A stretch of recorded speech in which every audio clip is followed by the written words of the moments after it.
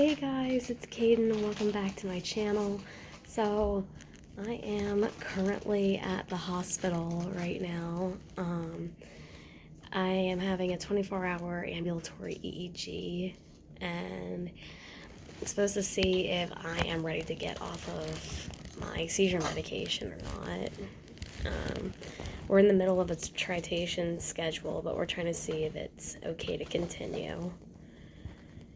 So, I am in a hospital room with my mom. I'm hooked up with electrodes. So, is the bathroom. Here's my mom.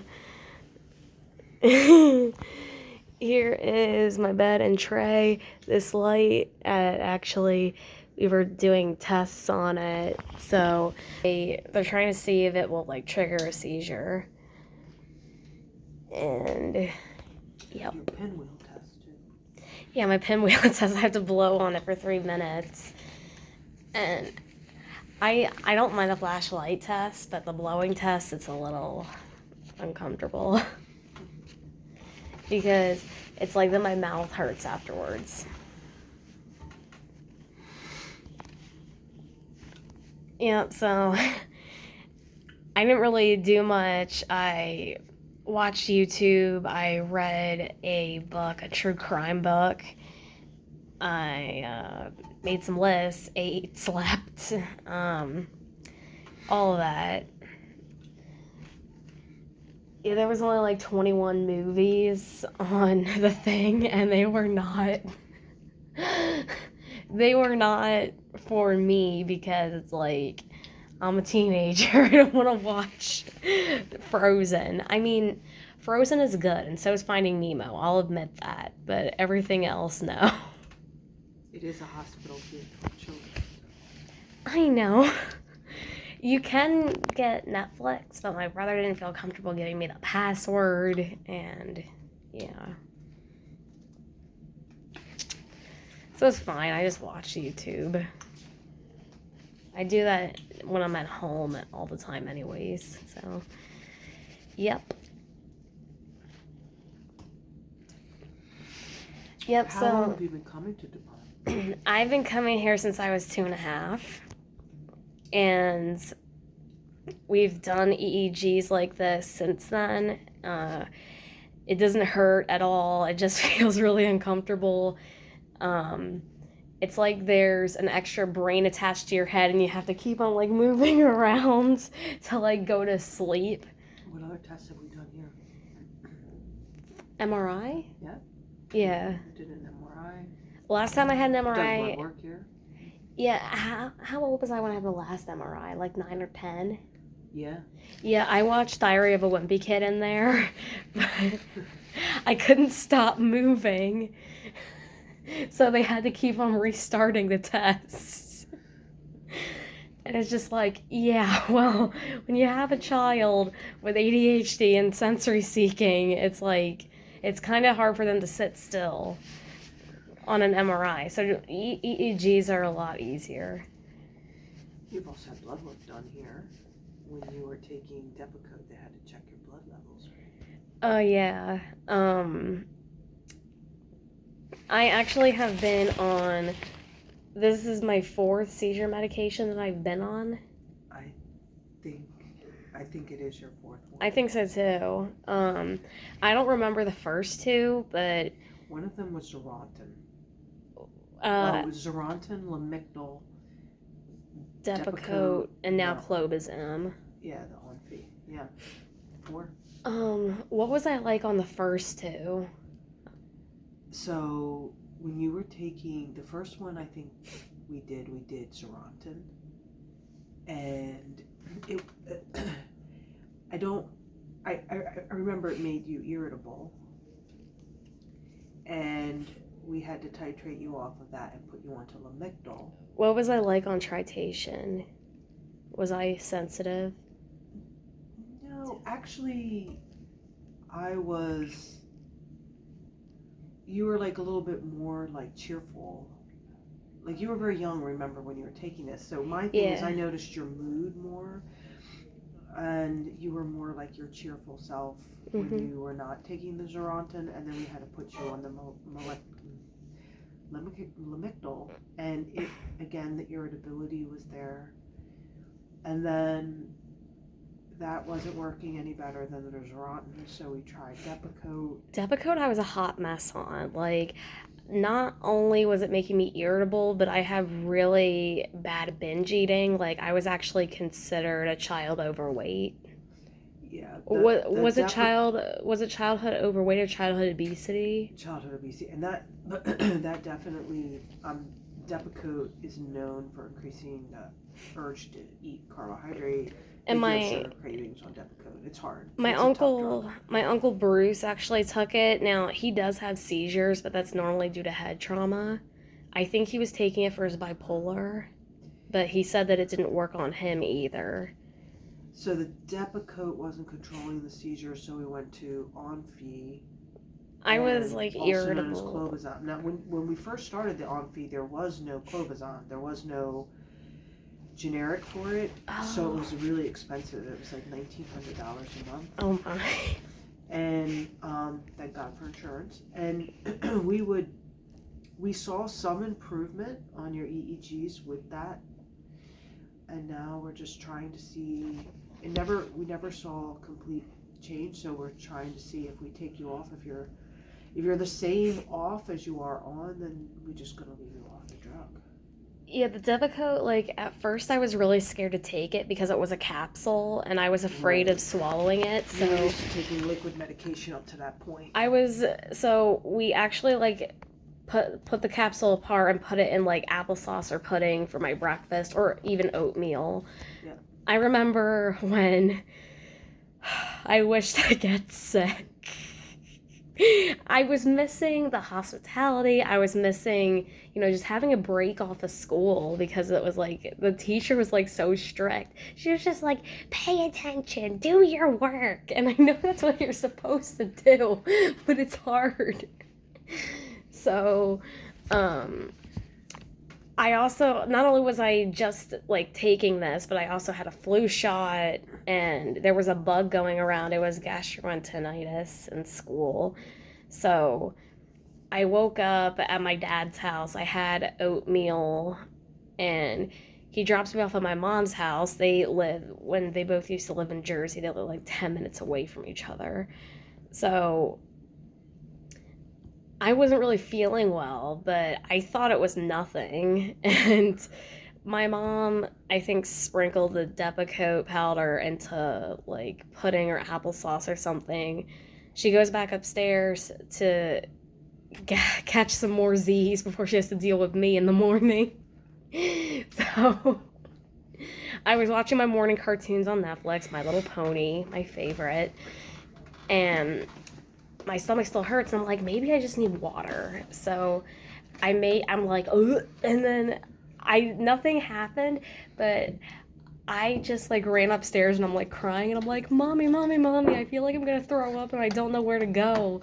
And she's like, okay, Caidyn, we'll just relax. And I relaxed too much because I threw up all over her, Well, you. all over her computer and all over her floor. I felt so bad. It wasn't my computer. I was upstairs in my room. Yeah, but weren't you on your computer? No. Oh.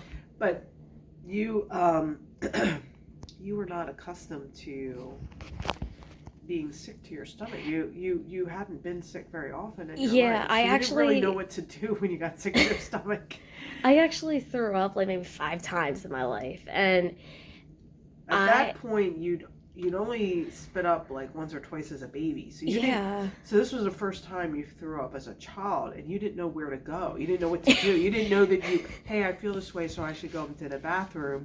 I mean, so that's why you came to me, because you're like, I don't know what's going on. It's kind of like a similar situation. Like, remember in Carrie, she didn't know what a period was, so she freaked out. Yeah. It was kind of like with the vomiting, but I think it was more. I think you thought, I have her on a diet. I have it under control. I think I would know if I wasn't feeding my child right. Well, you you had just never, you'd never been sick. Like a lot of kids, by the time they're 5, they've been sick to their stomach many, many times and have thrown up, and their parents teach them, oh, you go into the bathroom, you're throwing up in the toilet. You just had never been sick up to that point. So you were like, I think 6 or 7, and it was the first time that you actually... No, I wasn't. I was in 3rd grade. So you were like 9. 8 yeah. or 9. So yeah, you never really threw up before. I threw up like once or twice as a baby. Then when I was in preschool, I threw up. Then in kindergarten, it was 3 times in one day at my dad's house. And then it was again in 3rd grade. And yeah, but you really, you just didn't know what to do. Yeah, and also... Now like, you know when you feel that way, you go into the bathroom. Yeah, also, this boy in 2nd grade threw up on my desk, and I got scared to throw up, like, ever since. It's a pretty violent act, so I can understand that. Yeah, I'm just like, what did I do? What did I do to deserve this? But yeah, I had gastroenteritis for like 6 months, and then I thought it was for like a year, but my dad's just like, no, that's just your anxiety. Well, the gastroenteritis, we actually had to get medication to reduce the inflammation in your stomach, because you would eat just a couple of bites and you'd be full because your stomach was so inflamed. Yeah. No, and it did. It lasted for like 3 months. Like, it took a long time for your stomach to like heal and get back to normal. Yeah, and that was something you did pick up at school. A lot of kids got it. I remember your teacher telling me about it back then. And I thought it was medication. Like, I literally thought it was medication because, so, like, I would actually take my Depakote and put it in my hand, and I would take it, and I would have it in the car, and my dad's just like, did you take your pills this morning? And I'm like, yep. And I would take it in the back seat when we arrived at the daycare, but there was actually one time where I took it into the daycare. I had it in a container, and I took it to the daycare, and I went up to the front desk, and I said, here. And I'm like, I didn't take it this morning, and here's why. So then I guess she called you and my dad, and you guys got really mad at me. And I understand why, too. It was a powerful drug. If it got on the floor and someone took it, that would be problematic. Yeah. Most definitely. Yeah, now I'm on clobazam, and I took it, I think I started in 6th, maybe 7th grade on that medication. Yeah, that was bad. Like, I was going through some stuff in 6th and 7th grade, and the medication obviously wasn't helping matters. The first time I got off of we tried weaning me off, I was clapping at everyone who even breathed in my direction. Like, Mason was just like, Caidyn. I'm just like, what? And he's like, did you check the mail? And I'm like, yes. And my mom's just like, Caidyn, stop yelling at us like that. And you're just like, if you keep talking back like that, you're going to be up in your room with no dinner. And I'm like, whatever, I'm fat anyways.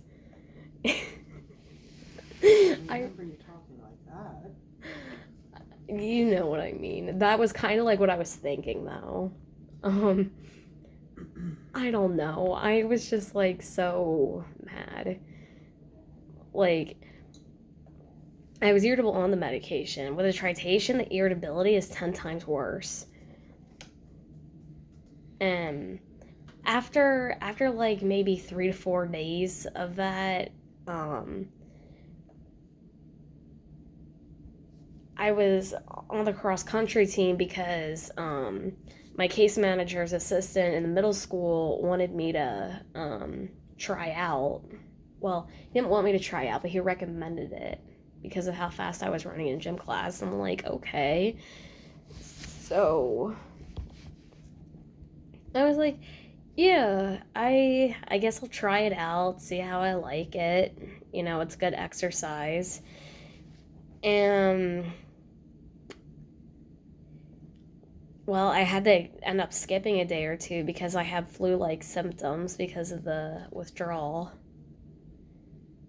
And then I had that one panic attack at dinner. Like, I've had panic attacks before, but nothing as severe as this one, and I felt like I was going to have a heart attack. Like, that's how fast my heart was beating. It's pretty significant. Yeah, we tried the tritations after that. We tried like weaning me slowly, but there's still always some kind of withdrawal, like irritability, tics, flu-like symptoms like chills or whatever. But we think that I'm gonna have an abnormal EEG for the rest of my life, and me being on the seizure medication just might be worse than.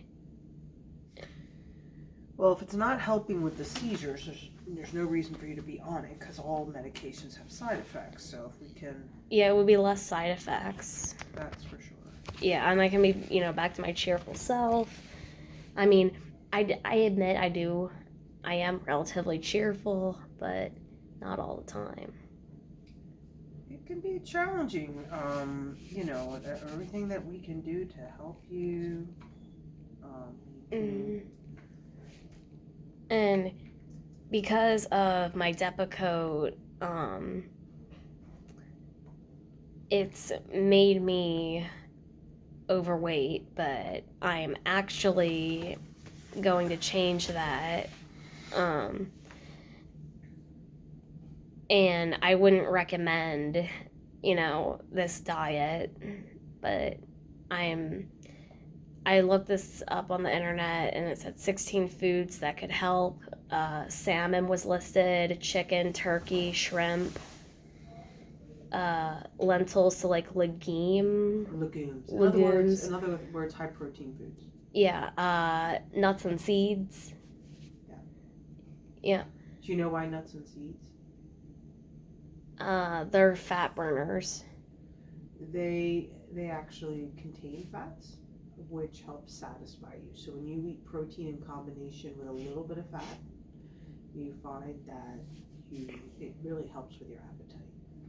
Yeah, and there's a certain amount of calories that I have to consume to lose weight and a certain amount of calories that I have to do to maintain the weight, but I don't want to maintain like 170 something. Right. I want to go to at least 130. And then I'll see what I can do. Just had a nurse change. Yep. Alright, I am back. So, like I was saying, diet. I am trying to lose weight because partially it was the Depakote side effects fault. So that is what I'm trying to do. I'm trying to make up for lost time here. Well, that, and you weren't very active this summer. Less active this summer than you normally are. I admit I did have a few depressive episodes, and I was just like, I was getting used to the progesterone. Yeah. So it was just, something that I had to work on, but I think I'm going to be fine. Yeah. Oh, sure. Yeah, I probably just needed a few weeks to settle in. Yeah. And I think, too, like, walking more and just being more active. Like, this summer, you just were not nearly as active as you normally are this summer. Mm-hmm. Like you said, for a variety of reasons, but... Yeah. But when it comes to diet and exercise, you have to remember the weight went on slowly and it should come off slowly. It's not an overnight fix, and you don't want to do anything drastic because you only rebound. So slow and steady is the best way.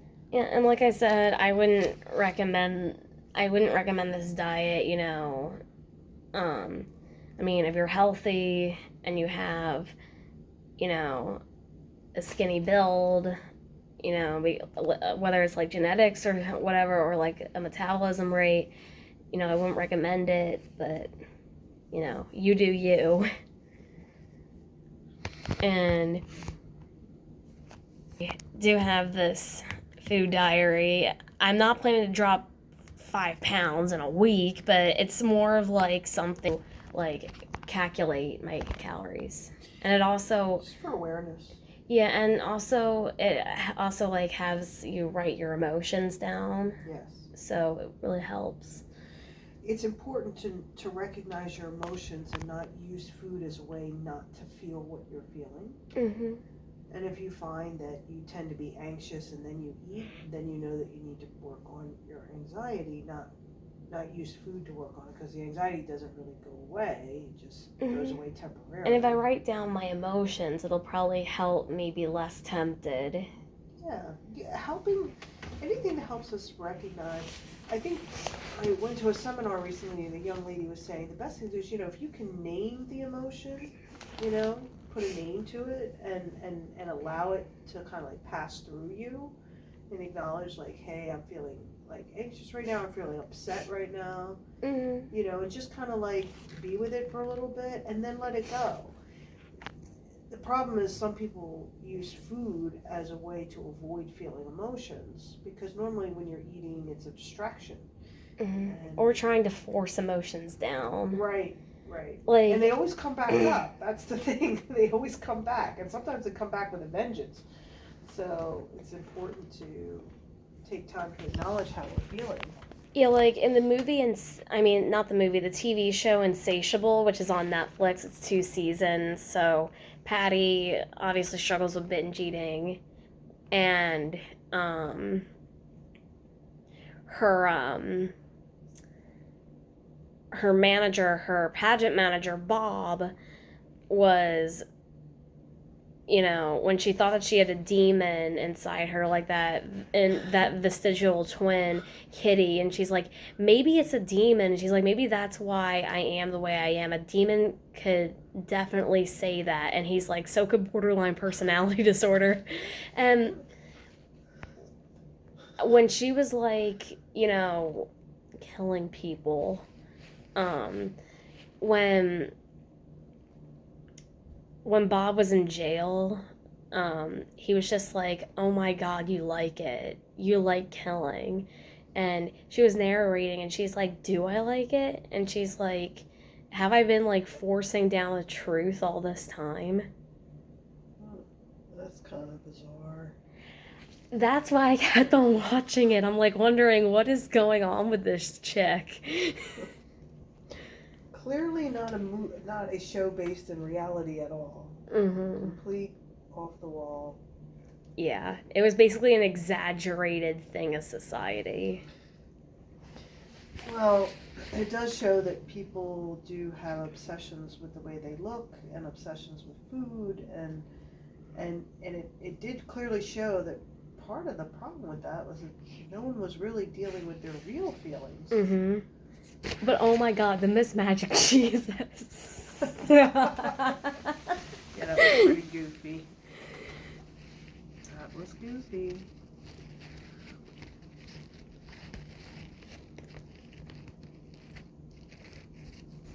Be like, I have gym every other day at school. So on gym class days, I can ride the bus home, but then the days I don't have gym, I can walk home. Now, of course, gym class is only one semester, and obviously I won't be able to walk home in the colder months, like in the winter, but it's a start. It's a step in the right direction. Yeah, on the 28th, I was 173, and today, on the 30th, I am 171. And in the car, I could actually feel myself losing weight.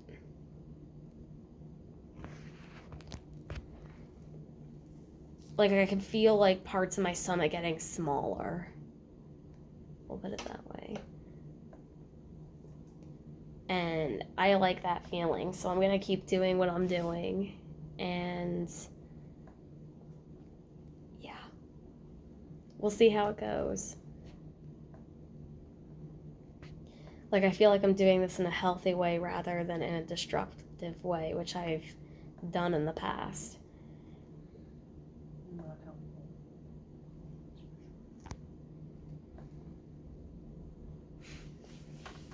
So, yeah, that was my epilepsy documentary, and I hope you enjoyed it. And any of you who subscribe to my channel and do have epilepsy or any disability at all, just know that you're not alone. And I will, yes, and I will see you all very soon tomorrow. So, see you then.